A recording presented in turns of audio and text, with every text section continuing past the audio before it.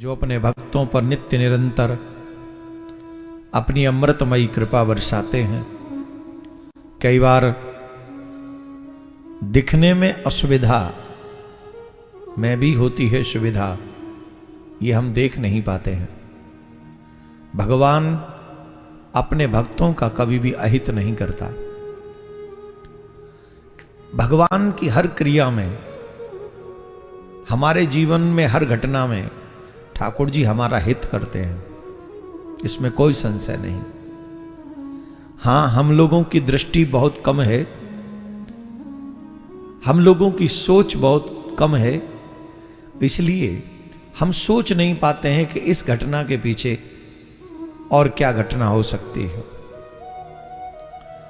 भगवान जब आए तो देवताओं ने 9 बार सत्य सत्य कहकर संबोधित किया। 9 क्यों कहा? 9 इसलिए कहा कि 9 का जो अंक है वो पूर्णांक है, वो कभी खंडित नहीं होता, वो कभी खंडित नहीं होता। इसलिए 9 बार देवताओं ने सत्य सत्य कहा।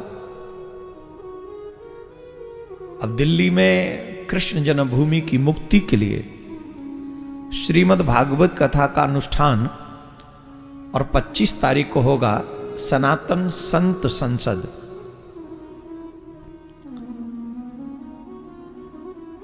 दिल्ली में ये पहला ऐसा आयोजन है जो कृष्ण जन्मभूमि की जागृति के लिए, लोगों को बताने के लिए और संकल्प लेके कथा सुनने वालों के लिए कि हम कथा सुने, इस उद्देश्य के लिए।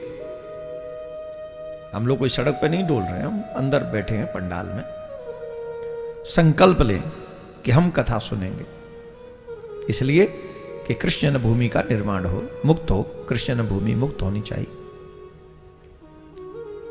तो जब हम दिल्ली में ये कार्यक्रम निश्चित किए थे, तब ये स्थिति नहीं थी किसानों वाली और अटरम सटरम जो भी है, लेकिन कथा से कुछ समय पूर्व लग गई धारा 144। कौन सी धारा? 144 लिखो। कैसे लिखोगे? जोर से लिखो, बोलो।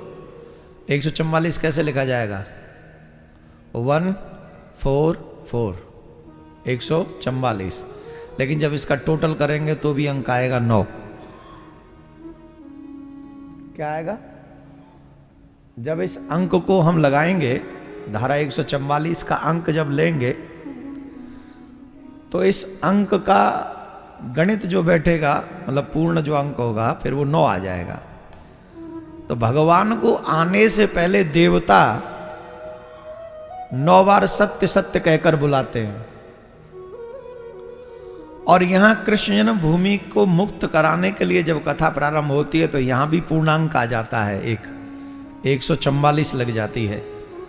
और धारा 144 का जब टोटल अंक करेंगे तो वो भी 9 आएगा।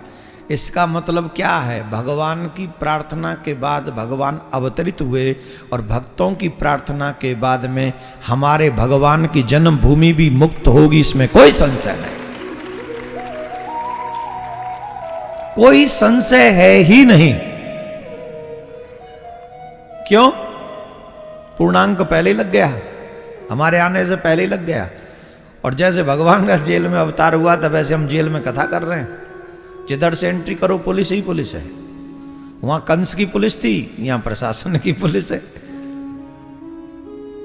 वहां देव की वसुदेव कारागार में प्रार्थना कर रहे थे, यहां हम और आप बैठकर ठाकुर जी की प्रार्थना कर रहे हैं। इसका मतलब है परीक्षा जितनी टाइट होगी उतना ही हमारी जो है ठाकुर जी के आने में हमारे लिए हमारा संकल्प सिद्ध होगा, इसमें कोई तो राय नहीं।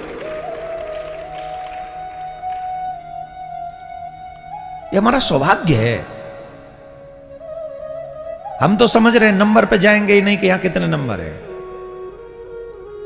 यहां अगर हमें परमिशन मिलती कि सिर्फ एक जिजमान को बैठाल के आप कथा करोगे तो हम एक जिजमान को बैठाल के कथा करते, पर करते। बात संख्या की नहीं है, बात धर्म की है, बात निष्ठा की है, बात संकल्प की है, इच्छा संकल्प की है। जो श्याम का नहीं वो किसी काम का नहीं। कंफर्म है। तो आप और हम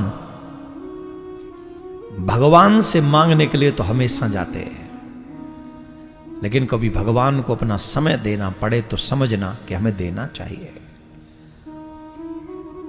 और ये कथा उसी को समय देने के लिए हो रही है। अगर यहां नहीं आने दिया जा रहा है तो इट्स ओके, हम घर में बैठ के संकल्प लेके बैठे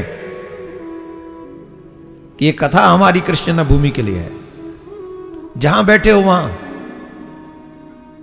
लेकिन इसमें भी अगर तुम्हारे मन में कोई नाटक उभरता हो तो समझ लेना कि तुम सिर्फ आर्टिफिशियल, अब साधु का भेष तो उसने भी बना लिया था, क्या नाम है उसका, जब रावण ने कालनेमी नहीं बना लिया था। हनुमान जी जानते भी थे कालनेमी को। कालनेमी भी थोड़ी देर के लिए साधु बन गया था, राम गीत गा रहा था, भजन गा रहा था, बढ़िया बढ़िया ऐसा भजन गा रहा था, हनुमान जी को मोहित कर लिया। कालनेम था वो। तो अगर सिर्फ मंदिर जाके तुम भक्त बनते हो तो भक्ति की पहचान करनी होगी। अपने कृष्ण को समय नहीं दोगे तुम, जहां बैठे हो वहीं से बैठ के कथा सुनो और बैठकर पूर्ण कथा सुनकर संकल्प सहित कि इसका फल हमारे कन्हैया को लगे, वो जन्मभूमि मुक्त हो जाए, जहां आकर मेरे गोविंद प्यार से विराजमान हो रामलला की तरह। जैसे अयोध्या में रामलला विराजे, वैसे मथुरा में कृष्ण लला भी आराम से आकर अपने पूर्ण स्वतंत्र भूमि पर विराजमान हो। ऐसा भाव मन में होना चाहिए।